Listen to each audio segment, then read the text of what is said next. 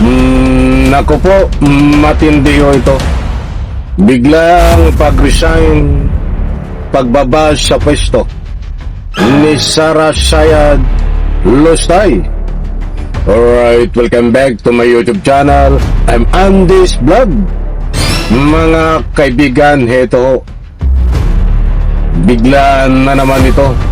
Kalalabas pa lang ho na mainit na balita tungkol ho dito sa pag-resign sa pwesto ni Sara Sayad Lustay. Kaibigan, isang like lang sa video na ito. Pwede rin po kayong mag-subscribe sa lahat po ng hindi pa nakasubscribe dito sa aking YouTube channel.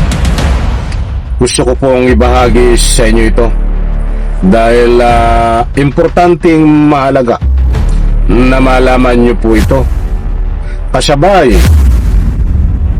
ng utos ng namamahala sa impeachment na padaluhin ng personal sa impeachment trial diyan po sa Senado itong si Sara Sayad Lustay, ay kasabay din po ngayong araw na ito ang labas ng balita na bigla ang pag-resign sa pwesto, pagbaba ni Sara Sayad Lustay. Nako, gusto ko munang kunin ang inyong panig. Kayo ho ba ay pabor na itong si Sara Sayad Lustay ay bumaba na sa pwesto o kusang mag-resign? Reaksyon sa comment section po. Inaanyayahan ko kayong magbigay ng anumang public opinion. Heto, mga kaibigan, ibabahagi ko po sa inyo ang complete details dahil sa araw din po ng Lunes ay magkakaroon ho ng impeachment trial diyan po sa Senado. Ito nga ba ay ano na ang patutunguhan? Kaugnay po nito, mayroon po akong ibabahagi sa inyo. Panoorin po natin ito. Naku, magugulat kayo. Ito ho, mga kaibigan, matindi ho. Senate Impeachment Court at inaasahang susunod dito ang busy.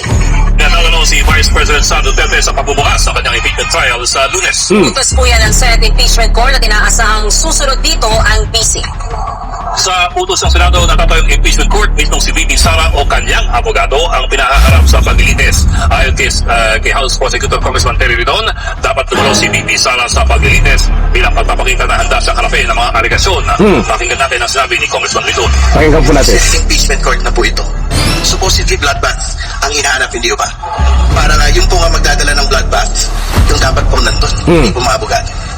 She's being ordered by the Senate Impeachment Court. Wala pong sagot ang kapo ni VP Sara sa utos ng Senate Impeachment Court, pero sa panayam ng programang Ted Filon, DJ Chacha sa True FM, sinabi ni Attorney Michael Poa na depende pa ang kanilang desisyon sa magiging abiso ng legal team.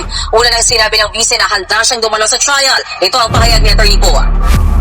Yung Vice Presidente naman po ay parating handang kumarap, no? Pero siyempre, tingnan po muna natin yung po sa tingin namin makakabuti o di makakabuti ang kanyang pagharap para sa kaso. Kasi titingnan din po natin muna yung mga ebidensya kilalatag ng prosecution at kung anong pasihan ng kanyang motion, no? Hindi pa kinumpirma ng mga senador kung sino ang magiging... Mga kaibigan, ito po, mayroon po akong ibabahagi sa inyo. Ito po yung hinihintay nyo. Dahil usapin ng pag-resign sa pwesto ni Sara Sayad Lustay. Ang tanong mo dito, tuloy pa ba ang paglilitis kay Sara Sayad Lustay kapag ito ay bumaba sa pwesto? Kaya't nabanggit po dito na posibleng biglang pag-resign ni Sara Sayad Lustay, subalit ang mga kinaukulan ho na umahawak sa ruling ng impeachment ay mayroon po silang inihanda kung ano ang dapat nilang gawin. Ito po, ibabahagi ko po sa inyo. Buhat sa one page news, nandyan ho. One page, nandyan din ang larawan ni Sara Sayad Lustay. Babasahin ko po ang nilalaman. Posible pa rin magpatuloy ang impeachment trial kahit magbitiw ang isang impeachable official ayon kay House Prosecutor Representative Tere Redon. Aniya may pananaw ang ilang legal expert na maaari pa rin ituloy ang paglilitis upang pagdesisyonan ang usapin ng perpetual disqualification sa paghawak ng anumang pampublikong posisyon. Gayunman, nilinaw na Redon na ang final na desisyon kung magpapatuloy ang impeachment ay nasa Senate Impeachment Court. Nandiyan pa ho. Nandiyan ang larawan ni Sara Sayad Lustay. Paano kung mag-resign si BP Sara habang nag-trial? Nandiyan ho ang kasagutan, mga kaibigan.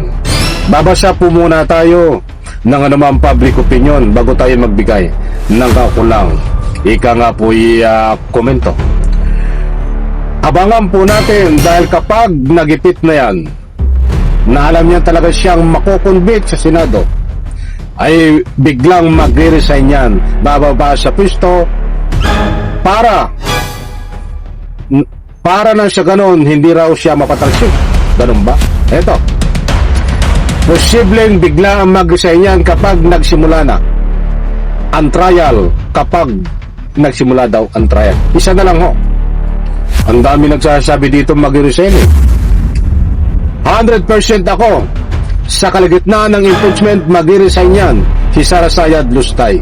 Aba, madaming komento ho. Ba't kukulangin tayo sa oras kapag binasa natin lahat? Hindi po tayo nagpapakalat ng anumang fake news dito.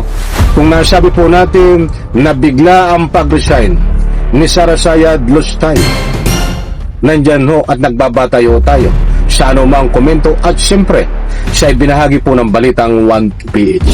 Kayo po tatanungin ko, naniniwala po ba kayo na ito ay biglang magre-resign sa kalagitnaan ng impeachment? Sa maraming dahilan kaya siya magre-resign. Alam niyo na ang dahilan, mga kaibigan. Maliwanag, mga mahal kong taga-subaybay, nandiyan po ang ating batayan. Abangan po natin kung ito nga ay patuloy na hindi bababa sa pwesto o mag-resign. Dalawa lang po ang pamimilian yan. Dahil dito sa kinakaharap niya na mabigat na ebidensya laban sa impeachment, ay posible nga po na napakarami ang nagbibigay ng anumang komento na ito ay posibleng mag-resign sa pwesto ng biglaan. Abangan po natin, marami po ang nag-aabang at ito po ay malapit na ang kanyang paglilitis sa araw po ng Lunes. Pwede po tayong magbigay ng anumang komento sa comment section kung ano po ang ini-reaction nyo dito tungkol sa impeachment na gaganapin na paglilitis laban kay Sara Sayad Lustay. Sa ngayon po, ay abangan din natin kung siya po ay aatin sa Lunes o siya ba ay magpapahayag na siya ay mag-resign para lang hindi maka-attend. Gabang-abang mga kaibigan dahil may nakuha po tayo na anumang impormasyon dito tungkol sa kanyang pag-resign. Next vlog po, babahagi ko po sa inyo. Kaibigan, isang like, isang share sa video na ito. Salamat po.